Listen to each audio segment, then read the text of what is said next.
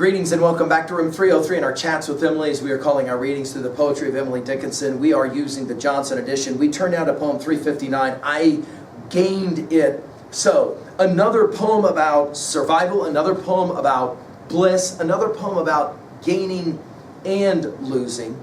It takes us back to poem 104. You guys will remember when we played around with this one. And I love that we can kind of go back to some of these poems. You remember when she said this? Where I have lost, I softer tread. I sow sweet flower from garden bed. I pause above that vanquished head and mourn. Whom I have lost, I pious guard from accent harsh, a ruthless word, feeling as if their pillow heard, though stone.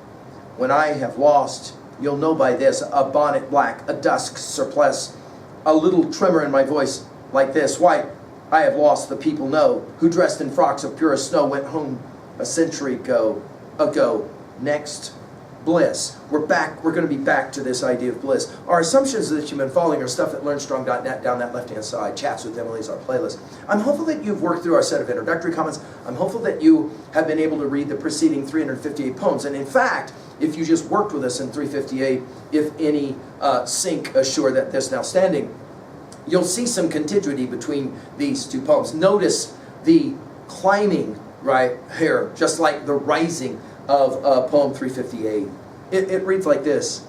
I gained it so by climbing slow, by catching at the twigs that grow between the bliss and me. It hung so high, as well the sky, attempt by strategy. I said I gained it.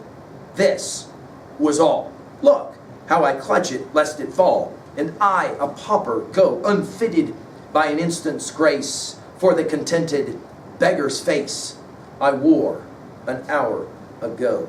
We have to be blown away. We have to be amazed at the genius of Emily as she's able to draw these kinds of philosophic comparisons.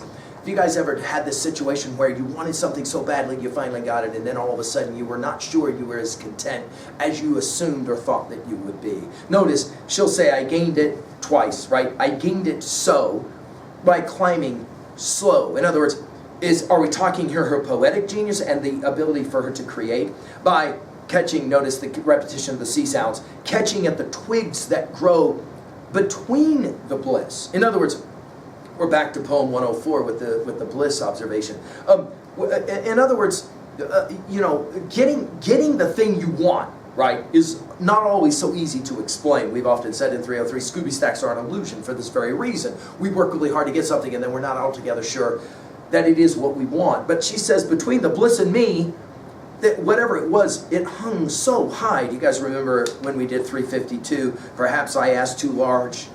I take no less than skies for earths grow thick as berries in my native town. My basket holds just firmaments. Those dangle easy on my arm as smaller bundles cram. We're back to this idea of something maybe being a little bit out of reach, as well the sky attempt by strategy. In other words, maybe I shot too high. Maybe for me, gaining bliss, climbing up this tree, trying to get to the top of it. I said I gained it. This was all. When we hit poem 772, she'll say, all is the price of all. Look, and again, this tone that she has, like, hey, look at this, which is why we call our study Chats with Emily. It's as if she's trying to engage in a conversation with you. Look how I clutch it. The word clutch going again from gained to clutch. How I clutch it lest it fall. In other words, I'm trying to hold on to my bliss. And I, a pauper, it'll be a beggar in a second, go, unfitted by an instant's grace for the contented beggar's face I wore an hour ago. I got what I wanted, but in some strange way I lost what I had, she says, which is maybe the longing for that bliss. And I think that's the point at 2A. Once you gain contentment, yeah, somehow you lose, don't you, the very thing that maybe drove you towards the bliss that you wanted. Or we could argue bliss is short-lived, right? At 2B, I love the language of accomplishment and loss.